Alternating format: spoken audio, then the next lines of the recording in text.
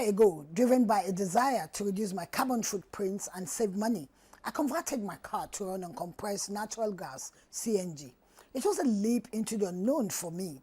Now, 12 months and many miles later, I'm back to share my experience, hoping to dispel some common misconceptions. Firstly, that the CNG is weak myth. Yes, there is a slight power difference, but it's rarely noticeable in everyday driving. I haven't struggled while merging onto highways or climbing hills. Secondly, range anxiety. While my CNG tank offers less range than petrol, strategic planning eliminates any issues, which is honestly not a big deal because I simply always switch back to petrol when I run out of CNG. For me and many CNG users, perhaps the biggest surprise is that the cost saving is real. Plus, my car runs cleaner with reduced emissions, a tangible benefit I feel good about. Now, it's not just about me and my experience, and as the program unfolds, you will have expert insights and more on other CNG users' experience. Yes, this edition is reviewing the CNG journey in Nigeria. I'm Lydia Sampson. Our curtain raiser by Ibrahim Bello Gunda is focusing on compressed natural gas utilization in Nigeria. How far? So far. Ibrahim Bello Gunda is compressed natural gas, CNG, gaining traction in Nigeria as an alternative fuel. Let's also explore the fact that the federal government is actively promoting CNG adoption through initiatives, mostly through the Presidential Compressed Natural Gas Initiative. Please give us an update. As Nigeria continues to explore sustainable energy sources, after the removal of petrol subsidy by government, compressed natural gas is chosen to provide a versatile, cheaper and environmentally friendly option for Nigerians. Compressed natural gas is promoted as an alternative fuel source as it is produced domestically from the country's natural gas resources, with government urging independent oil marketers and other stakeholders to key into the program by providing CNG filling add-on in their petrol stations across the country. The Presidential CNG Initiative is a component of the palliative intervention of the President Bola Ahmed Tinubu's administration, channeling the provision of succor to Nigerians, especially the less privileged affected by the fuel subsidy removal policy. The federal government launched the Presidential Compressed Natural Gas Initiative with a pilot program starting with 21,000 units and 10 participating workshops, progressing to 150 units and 250 participating workshops, with a plan and projection by 2027 to achieve 1 million units and 500 participating workshops. We are saddled with the responsibility of accrediting the conversion workshop centers. So we are doing that. We make it seamless because you can sit down at any part of the world and just apply for the workshop, follow fill the form, provide the necessary documents, and then we get it immediately.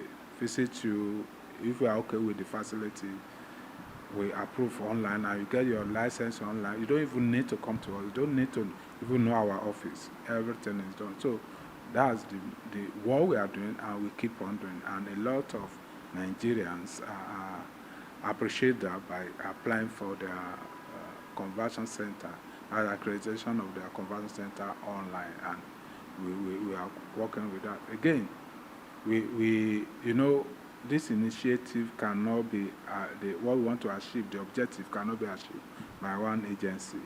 You have the SON, you have NMDPRA, you have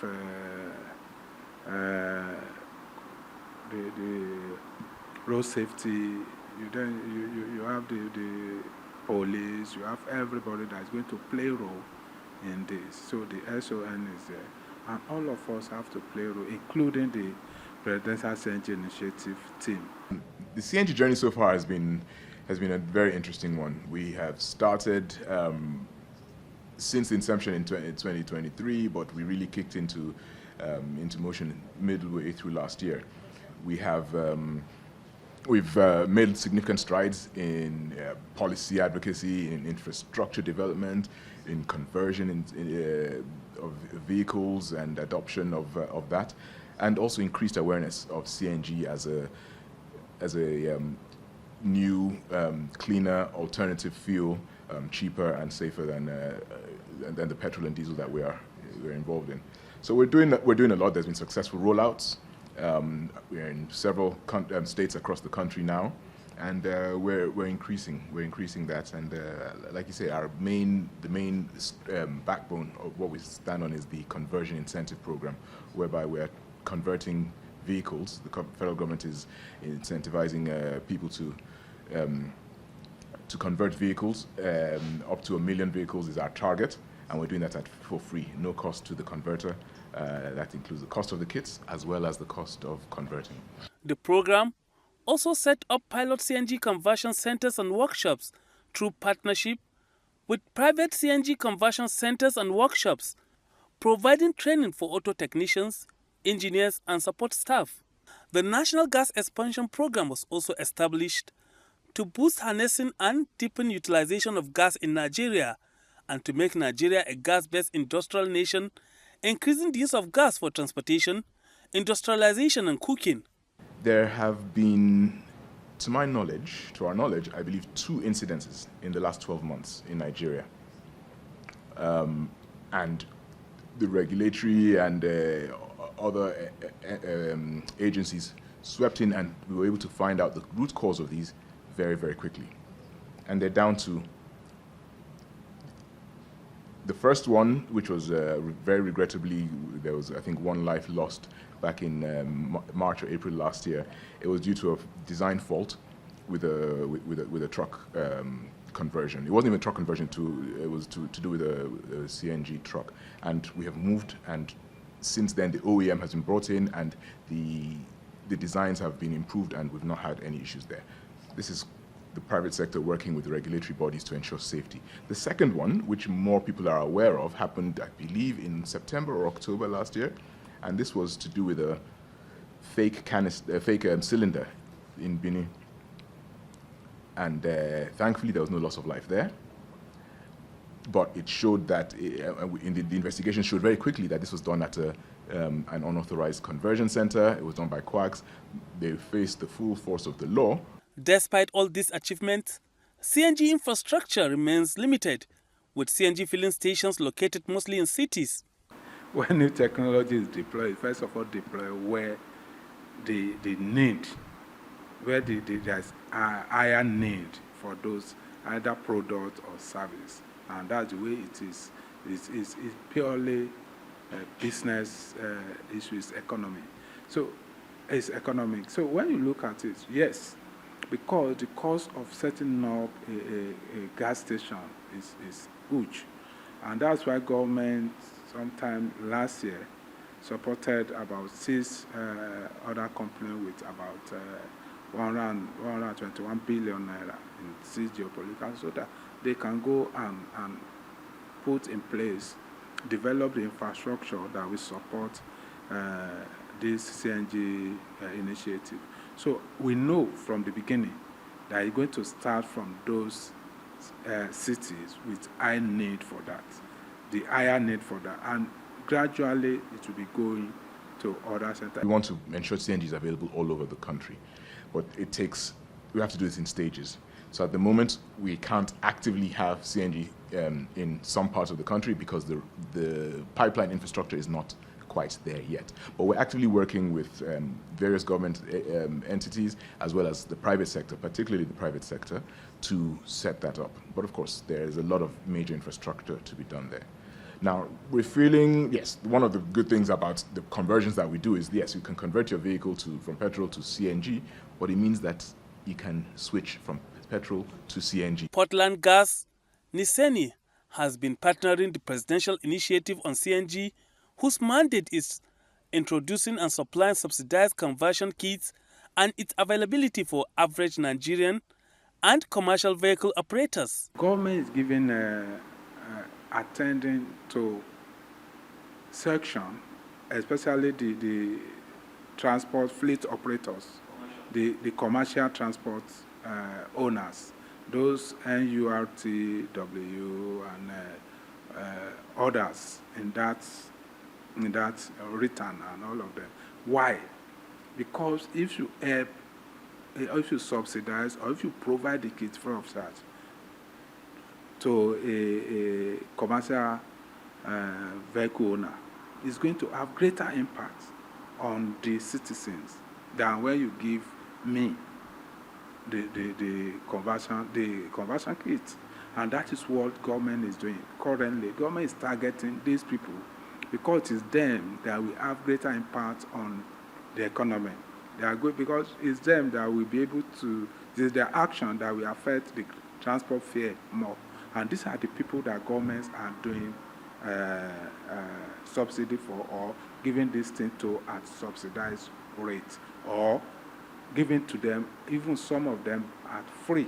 We're working with all the transport associations, we're working with the unions, and we're ensuring that the benefits of the CNG transition are passed on to the riders, to the consumers.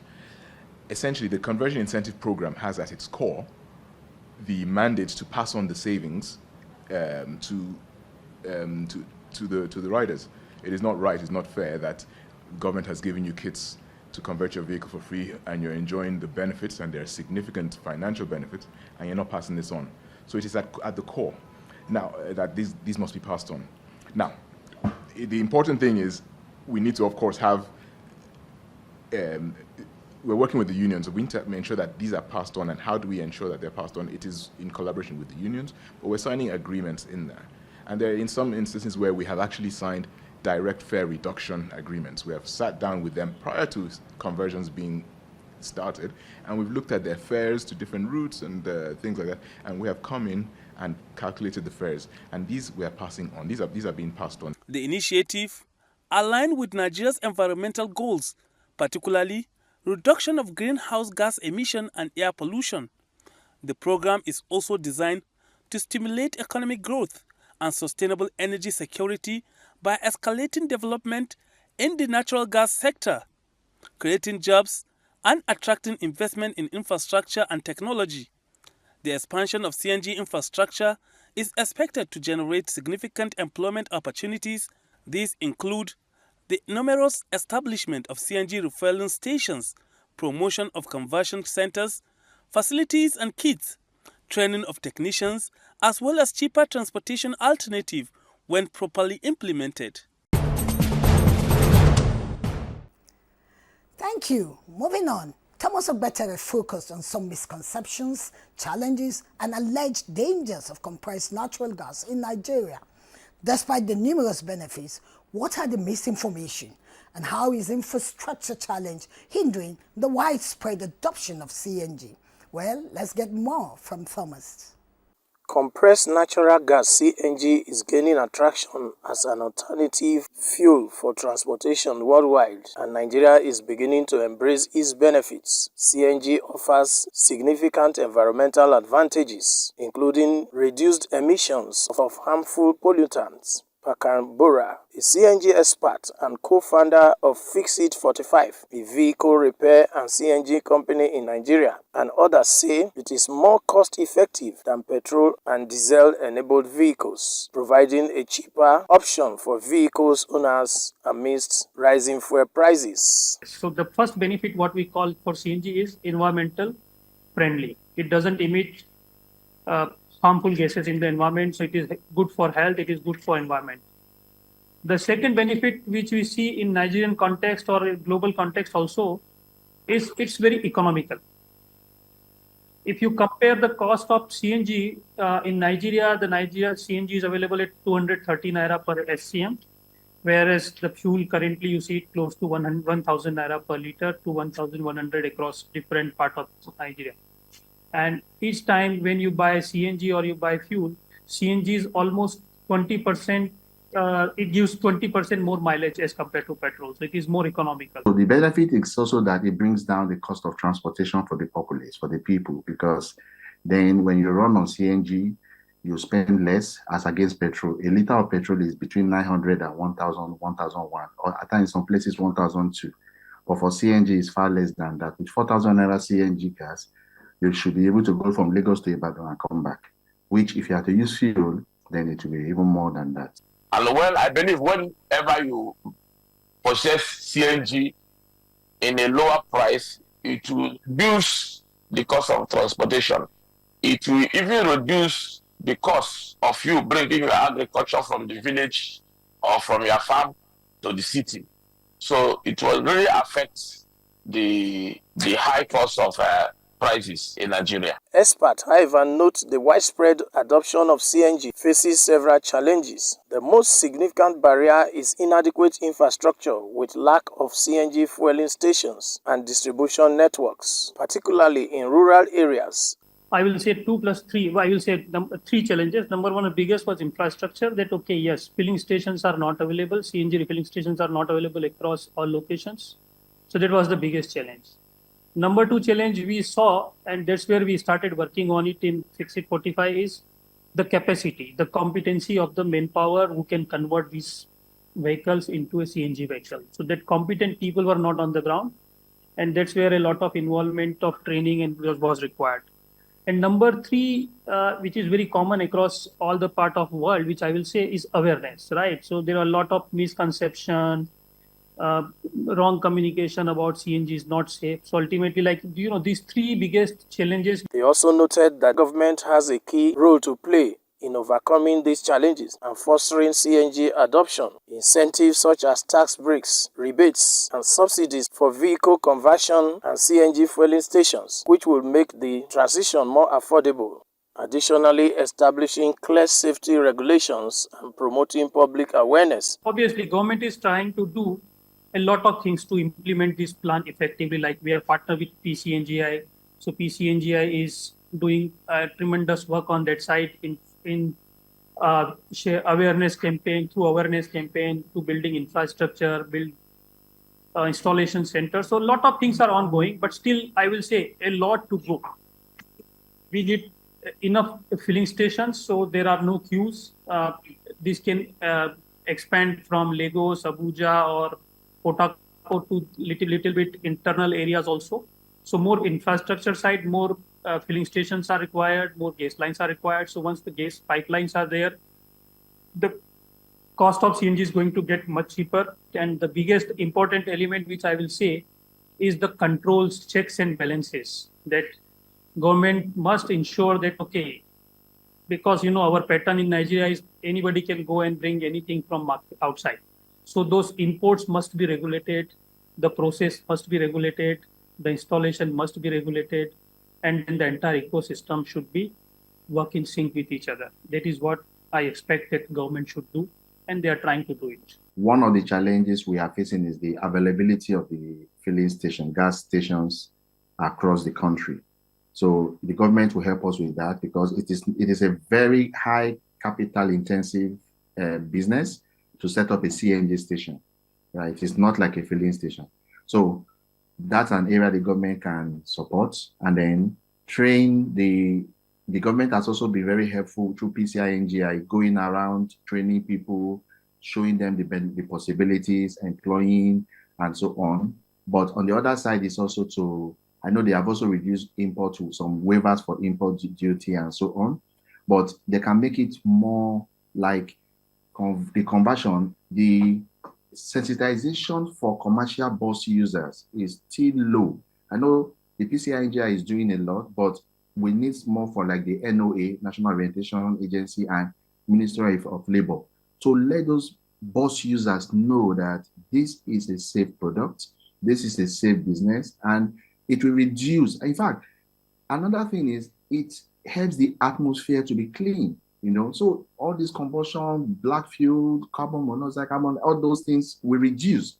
So if the government can do more, bring in all those commercial buses, bring those big buses, bring them in, right? It will make this business interesting for us, because then more vehicles will be converted, and then safety measures. The government should put proper safety in place. Like the conditions must not be something you can bypass anyhow. It must be very, very stringent. It must be very, very tough. You know what I mean? Like policy compliance. Before you buy the cylinder, before you buy the gas, there must be certification confirmation that this cylinder is still in sync with the reality. What booms foreign investors to come to a country to invest? One thing they will consider the security of that country, and they will consider the energy section if the country have steady lights. So this is the most important thing I'm pleading that our government should do more. They are trying, but they need to do more in our security and in our energy sector, so that Nigeria we follow others country and have a steady lights. So we can see we're enjoying steady light in this country. I don't understand that kind of thing boom the country and make foreign investor to come and invest in that country. Experts also pointed out some investment opportunities in Nigeria, emphasizing there is a growing market for vehicles conversion businesses and fueling stations. They noted that local and foreign investors can collaborate to build CNG infrastructure and develop conversion services, creating jobs and stimulating the economy. I think CNG it started last year. I will tell you that it has afforded employment opportunity for many youths. I have some guys on our street where we have our fitment center who came on board and said, oh, they want to know what is going on. And we have a workshop. We taught them the little workshop items, how to repair workshop. And then we took it to the CNG part. We have corpers, NYC students, students on internship, CWES who have come, who are working with us, learning, and have been part of this whole process of this. So one, employment. It gives employment to youths, gives them opportunity to learn a new skill. And a lot of people are like Uber riders have converted their vehicles to CNG already, and they are enjoying the benefit of the reduction in fuel purchases. So employment is there, training. We are a certified training partner with Major Gas in India, and we are a technical partner with them. So all training facilities, the electronic part and also the configuration part of the whole thing is part of what we do. So anybody who wants to get any benefit from CNG, it is the right time to key in before it becomes proliferated. But for now, it's new in the market. The employment opportunities are there. You can team up with PCI and start your own workshop. You get what I mean? Certified and do the things the proper way. We import CNG kits, and then that is another avenue for money for the government, because when you import, little charges are paid, tax, VAT, and it generates opportunity for a lot of people. So we are appealing to all the businessmen, especially Nigerians in diaspora, because I know a lot of Nigerians in diaspora, they are doing well. And even foreigners to come and invest in Nigeria. This is virgin opportunity. Nigeria, experts say, has the potential to capitalize the CNG option to address environmental challenges, reduce fuel costs, and create economic opportunities by learning from global success stories like India, Pakistan, and Argentina. Let me tell you, CNG is not a new technology for the world. If you look at other part of the world like India, which has adopted CNG since 1997 or 2000, it is almost 25 years in industry. In the CNG vehicles are running on the road. So CNG is very safe, right? Why it is safe? Let me break it down for you. One thing, it is high octane fuel, right? So it is highly pressurized. So it's not like which can catch fire immediately. So it's very, very safe. Number two, it is lighter than petrol or LPG. So if there is, in case of any accident, if gas starts leaking, it immediately dissipates in the air. It goes above the air. So it is very safe in terms of catching fire. It is very safe in terms of inhaling, because it doesn't stay in your surrounding. It immediately dissipates in the air and it goes up. So look at safety side, these two parts. Now we come to the application, right? So on application side, obviously, there are certain type of things which we, as an installer or as a person who wants to install the CNG kit on the vehicle, as a consumer or user of the vehicle, two elements are very important. One is quality of the kit you are using. Experts are of the opinion that with the right investment and regulatory framework in place, CNG can become a mainstream fuel option in Nigeria, benefiting both the environment and the economy. Indeed, public awareness, enforcement of stricter regulations, standards and safety protocols at conversion centers, plus significant investment in CNG infrastructure, learning and leveraging from countries that have successfully integrated CNG could prove invaluable. CNG isn't a perfect solution for everyone, but as a user, I can comfortably say it is a viable, cleaner and more cost-effective alternative that deserves a second look. It's time to move past the myth and embrace informed decisions about our transportation future. Thanks for watching. I'm Lydia Sampson.